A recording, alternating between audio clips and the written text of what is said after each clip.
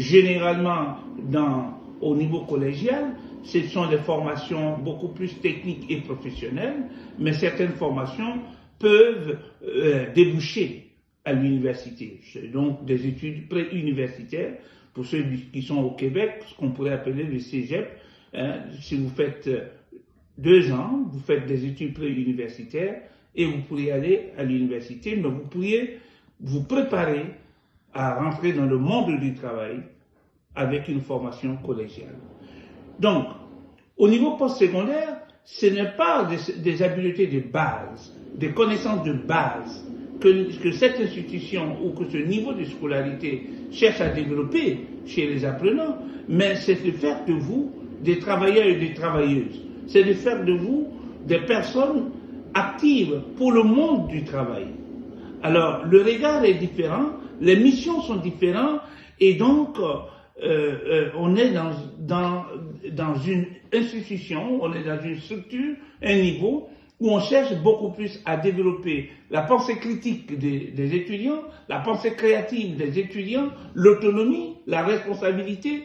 Donc, c'est important de le savoir. Quand vous êtes au collège, on cherche à développer votre autonomie, votre responsabilité, vos différentes compétences et capacités pour le monde du travail. Il en est de même au niveau universitaire.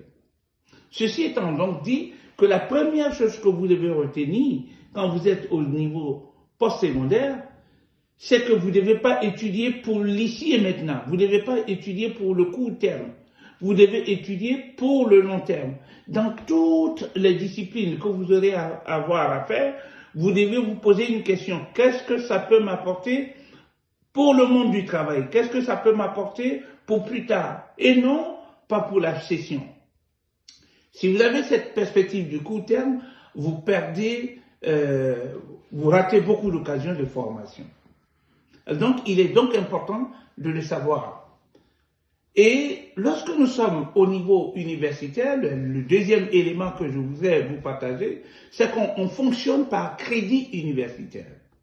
Et chaque crédit constitue un ensemble de valeurs et de mesures qui vous donnent une idée de votre charge de travail.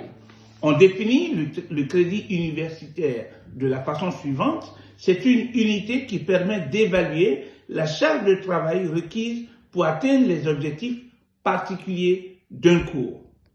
Donc, vous avez des cours qui ont des crédits différents.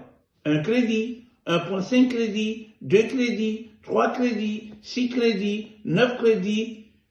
Le crédit, c'est la charge de travail pour atteindre l'objectif de ce cours. Et par rapport à ça, au niveau universitaire ou postsecondaire, il y a ce qu'on appelle des activités d'apprentissage en présentiel et des activités d'apprentissage hors présentiel.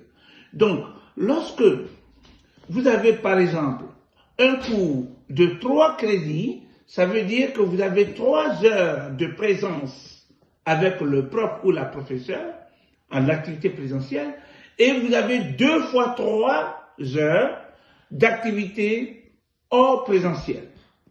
Je répète, lorsque vous avez un cours, le cours de 1 crédit vous dit que c'est 1 heure présentielle, le cours de 1,5 crédit vous dit que c'est 1h05, donc 1h30 de présentiel avec l'enseignant, quand vous avez, par semaine, lorsque vous avez un cours de 3 heures, de 3 crédits, c'est 3 heures présentiel avec l'enseignant par semaine.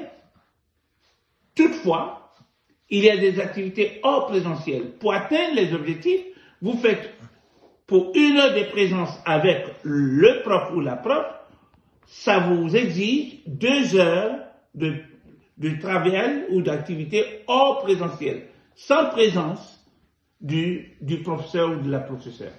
Ça veut donc dire qu'au niveau postsecondaire, pour atteindre les objectifs de chaque cours, vous avez des activités avant la classe, vous avez des activités pendant la classe et vous avez des activités après la classe. Donc c'est important. Et pour cela, l'enseignant va vous dire quelles sont les activités que vous faites avant et après la classe. Et même parfois d'autres pendant la classe. Alors ça nous amène